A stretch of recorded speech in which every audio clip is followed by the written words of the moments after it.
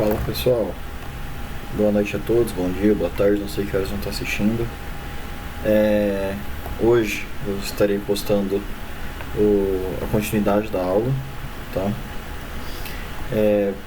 Bom, primeiramente eu expliquei para vocês o que era escopo, o que era cada parte ali do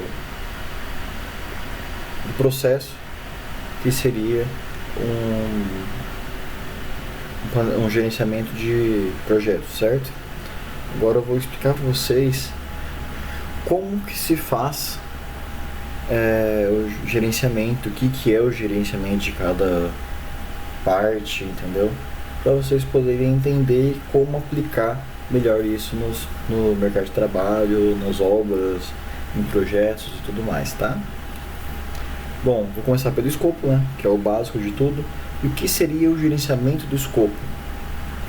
O gerenciamento do escopo é um conjunto de processos essenciais para garantir que o projeto inclua todo o trabalho necessário e apenas o necessário para ter o sucesso e você não ter gastos excessivos. E esses projetos fazem parte de um conjunto de coisas, que seria o quê? Planejar esse gerenciamento do escopo, como que ele vai ser feito, coletar todos os requisitos desse gerenciamento do escopo, definir o escopo, depois criar uma EAP. Vou explicar um pouquinho mais pra frente o que é uma EAP. E depois validar o escopo, controlar o escopo, para daí depois você seguir para frente com o projeto. E o gerenciamento de escopo procura responder algumas perguntas, tá? E quais seriam essas perguntas?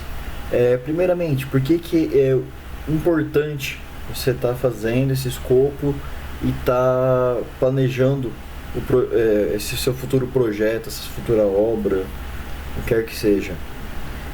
Quais os problemas que você irá resolver com esse escopo? Quais os benefícios que o projeto trará? E qual seria a meta SMART do seu projeto?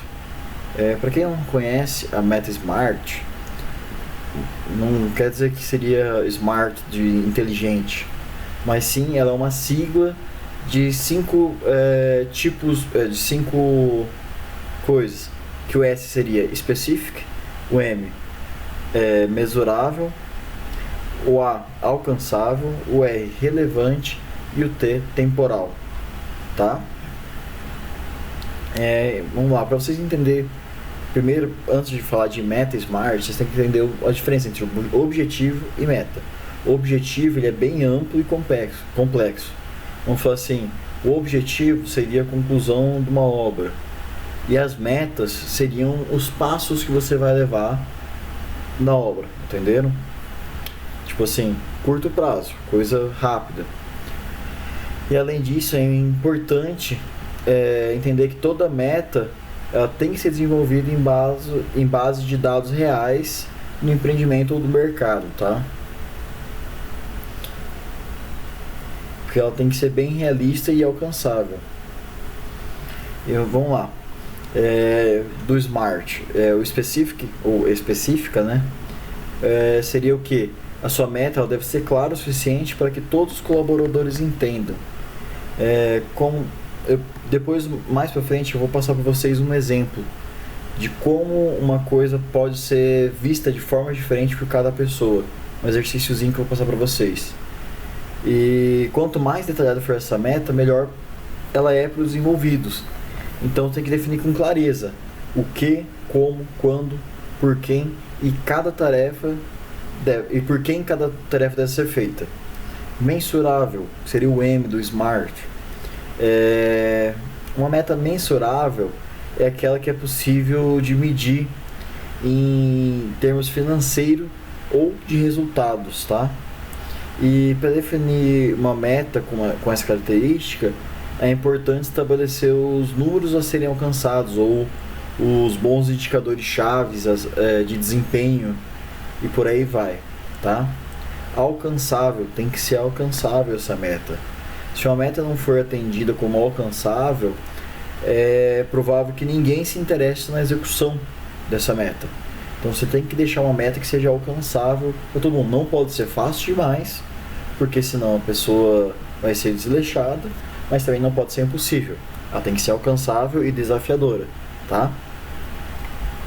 Por isso que é sempre importante se desenvolver uma meta em base dos resultados atingidos anteriormente.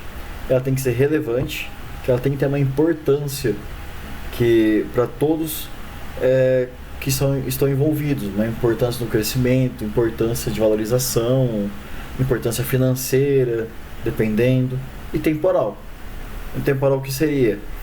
Que ela tem que ter um prazo definido, um prazo certo para que você cumpra essa meta, para que você cumpra esses pequenos objetivos, tá?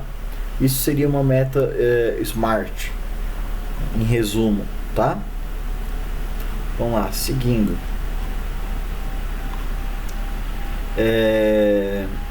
Qual o resultado esperado do projeto? Voltando às perguntas lá. Qual o resultado esperado desse projeto? Qual o trabalho necessário para entregar o projeto? Quais os critérios de avaliação das entregas? E quais as regras para gerenciar o escopo do projeto? Tá?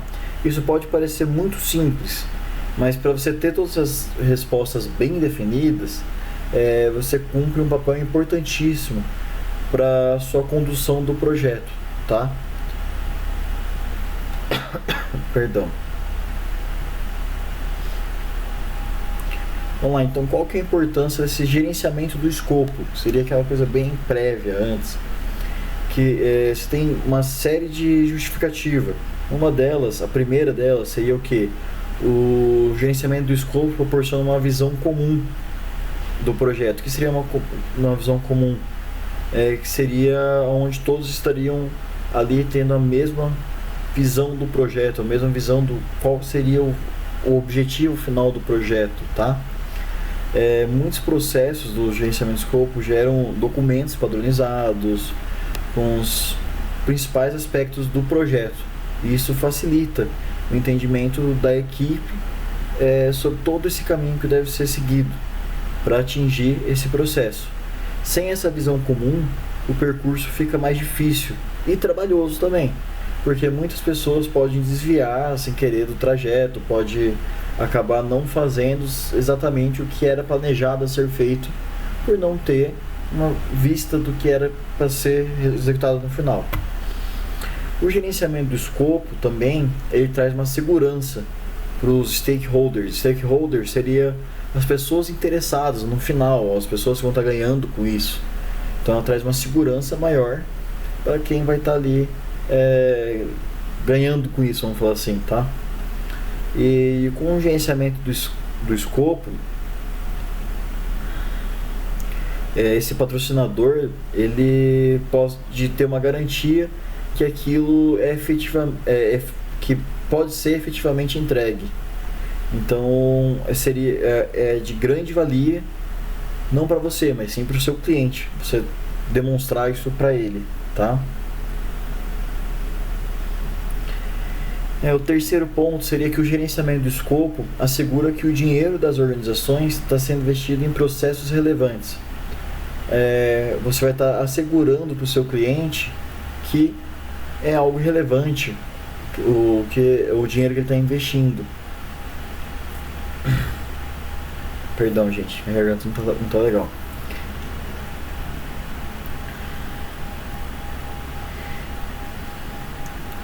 Bom, aqui eu trouxe para vocês 3 pontos de por que é importante esse gerenciamento do escopo, você tá ali trabalhando com ele.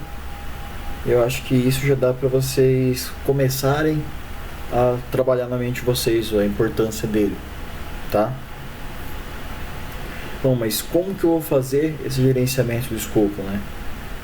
O primeiro ponto que eu havia dito, planejar o gerenciamento do escopo. E como que seria esse planejamento do gerenciamento do escopo? Consiste em criar um plano de gerenciamento do escopo que determina como que o escopo vai ser definido, a validade e controlado. Esse plano ele é criado a partir do termo de abertura do projeto, dos ativos, dos processos organizacionais e dos outros fatores que ambientalizam esse objetivo. Normalmente esse processo é utilizado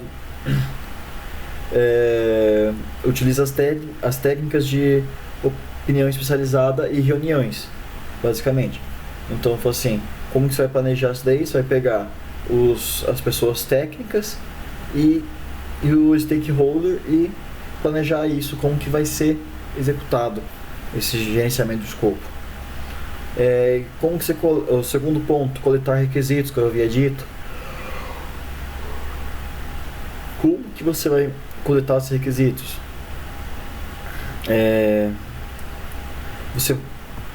Primeiramente, esses requisitos você tem que lembrar que ele pode ser dividido em dois pontos: os requisitos funcionais e os requisitos não funcionais. Os requisitos funcionais, eles são diretamente ligados ao produto. Por exemplo, o projeto por si só.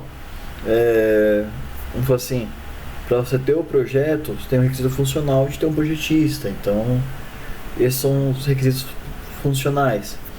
E os requisitos não funcionais estão ligados às condições ambientais, indiretamente descrita. Seria a usabilidade dele, tá?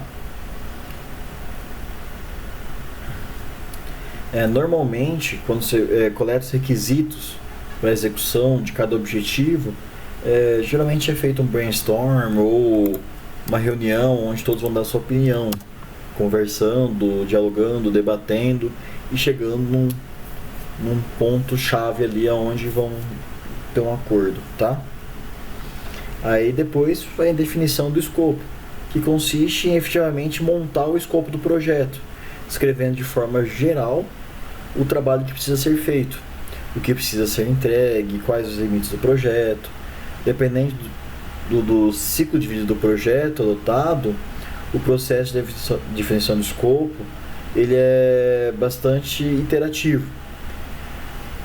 Isso significa que o trabalho é detalhado à medida que as entregas avançam, tá? Normalmente, gente, para definição do escopo, não se utiliza técnicas de opinião especializada, análise. Perdão, falei errado.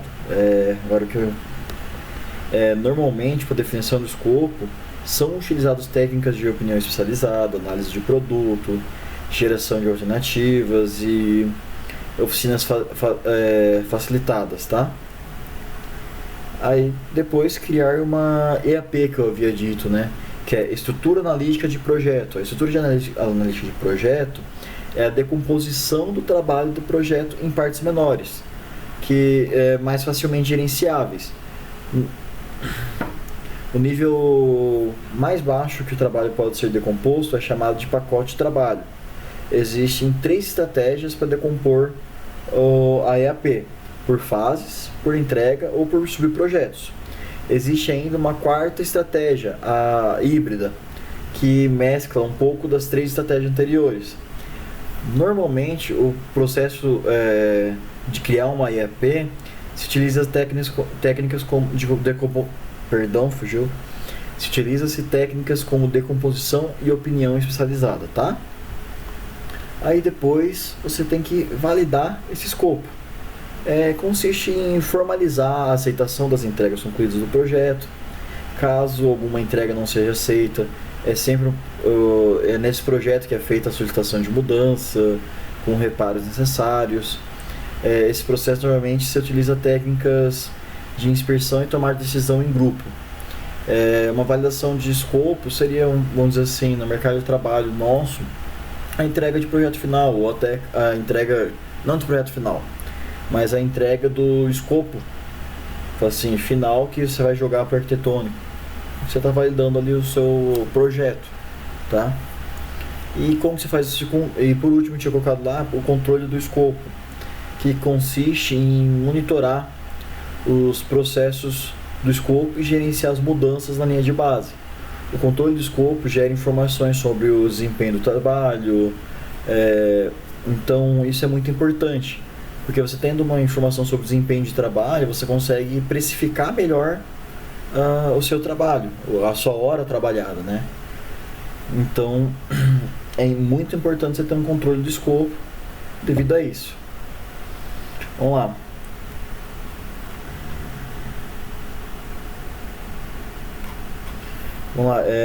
As técnicas de gerenciamento de escopo. A opinião especializada, que eu havia dito para vocês, que é uma das ferramentas, é consultado o profissional muito experiente que possui o notório saber sobre determinado aspecto técnico do projeto.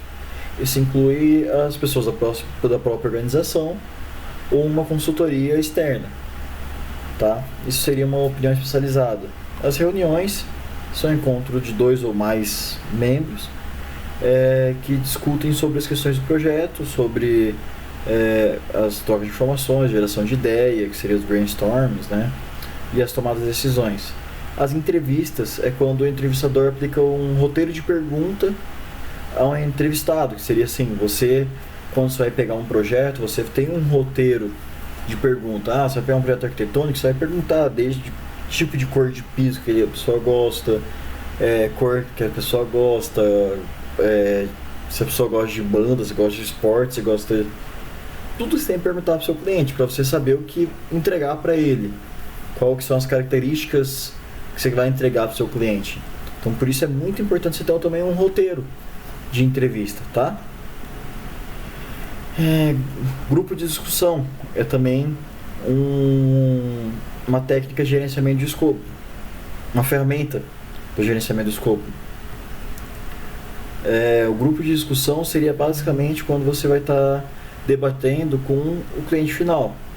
Normalmente uma discussão possui a intervenção de um mediador que conduz essa conversa. Esse mediador deve ser experiente e tanto quanto os interessados, tá?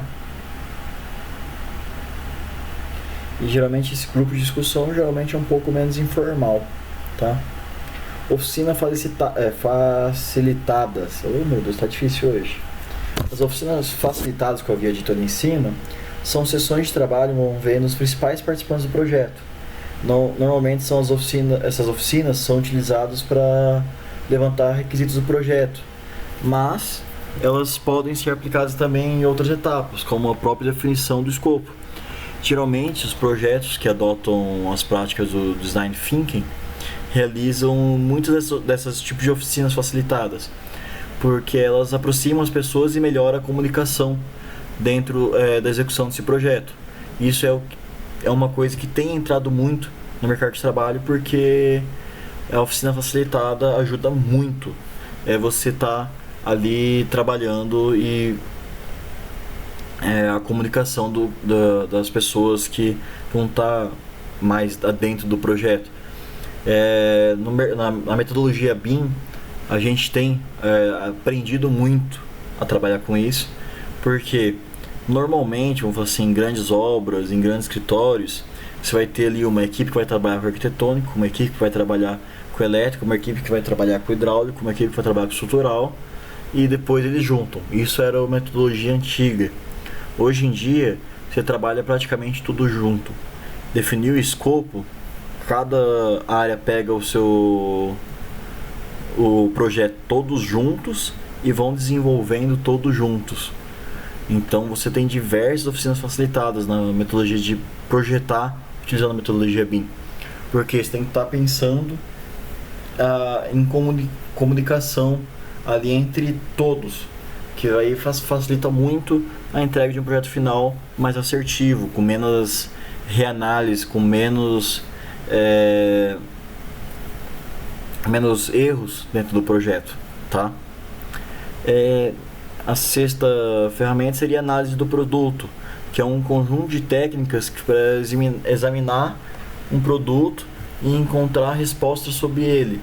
Esse conjunto inclui as seguintes técnicas: a decomposição do produto, análise sistêmica, análise de requisitos, engenharia de sistemas, engenharia de valor e análise de valor. Vamos lá, seguindo. A geração de alternativas é uma técnica utilizada para desenvolver muitas opções e abordagens sobre o trabalho do projeto. Para isso, pode ser utilizada ferramenta como o brainstorm e análise de alternativas, tá? A decomposição, ela considera-se quebrar ou subdividir uma parte maior em partes menores. Essa técnica frequentemente é utilizada na estrutura analítica do projeto EAP. Um exemplo disso seria um orçamento analítico, onde você faz uma decomposição do orçamento, onde você vai estar ali escrevendo todos os subitens, todas as análises que serão feitas, todos os trabalhos que serão feitos certinho, tá? Deixa eu pensar. Vamos lá. Uma outra ferramenta seria a inspeção. A inspeção consiste em examinar, medir e validar o trabalho e as entregas do projeto, para assegurar que eles atendam aos requisitos e aos critérios de aceitação do produto. Essa técnica ela é muito utilizada durante a validação de controle do escopo, tá, gente? A tomada de decisão em grupo. Essa técnica para validar múltiplas alternativas que serão... Fugiu da cabeça, perdão. Essa técnica é utilizada para avaliar múltiplas alternativas que serão usadas para gerar e classificar e priorizar os requisitos do produto. Chegar a uma decisão em grupo e envolve diversos métodos. Unanimidade, que é onde todos concordam. Maioria, que é mais da metade das pessoas concordam. Pluralidade, o maior bloco do grupo decide. Ou ditadura, uma única pessoa decide. Dependendo do tipo de trabalho que você está tendo, você vai estar utilizando uma metodologia. Por exemplo, unanimidade é quando você está trabalhando com, vamos falar assim, o elétrico, hidráulico e estrutural. Todos têm que concordar com o que vai ser o estrutural ali para poder passar melhor uma fiação e a tubulação ali. Ou a maioria vai ter volta ali, depende. Pluralidade, você vai subdividir em, vamos falar assim, em blocos ali na fase de execução, em mini grupos, e ver se vai ser, vamos dizer assim, que nem nós estamos agora numa situação muito complicada no mercado de trabalho, onde diversas empresas estão fechando por falta de verba, porque não está vendendo e tudo mais. E faça uma reunião na obra e você decide. Você divide em subgrupos, a parte de carpintaria, a parte de pedreiros, mestre de obra e tudo mais, e fala: olha, gente, o que a gente vai fazer? Vai diminuir o salário? Vai cortar? Vai parar a obra? Como que vai ser? Mas não tem como tocar com todo mundo. Aí o maior grupo de trabalho ali seria a parte de pedreiro e mão de obra. Eles falam: vamos parar que é melhor. Aí isso seria a pluralidade. O maior bloco do grupo decide. Seria tipo assim, nós temos diversos blocos, que seria a parte de pedreiro, marcenaria, entendeu? Serralheria. Aí o maior grupo decide. E ditadura seria quando uma única pessoa decide, quando o engenheiro chega e fala: não, vai ser assim e fim, não tem como mudar. Não tem muita dificuldade nisso, né? Análise da variação é uma técnica utilizada para você diferenciar o grau de variação entre a linha de base do projeto e o desempenho real do projeto. Mais do que isso, a análise de variação busca identificar as causas e impactos dessas variações, esperando que você tenha que conseguir...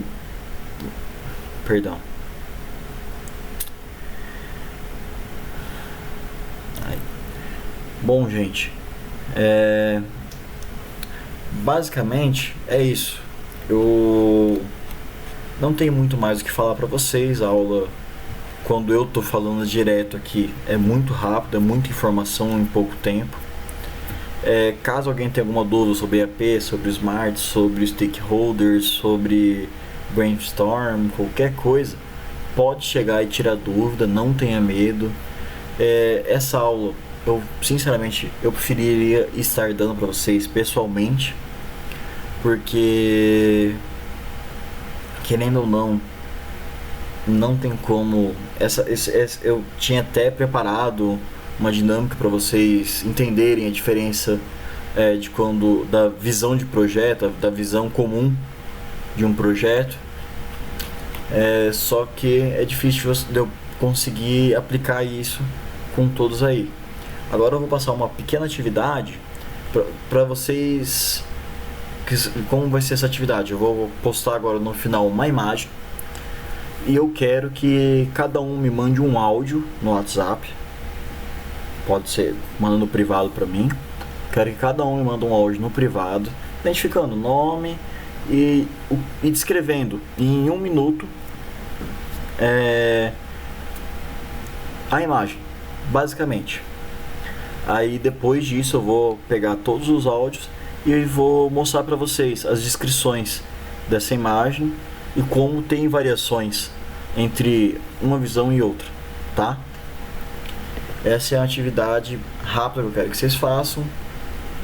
Se possível, entregue hoje, para daí eu já tá mostrando para vocês a diferença de um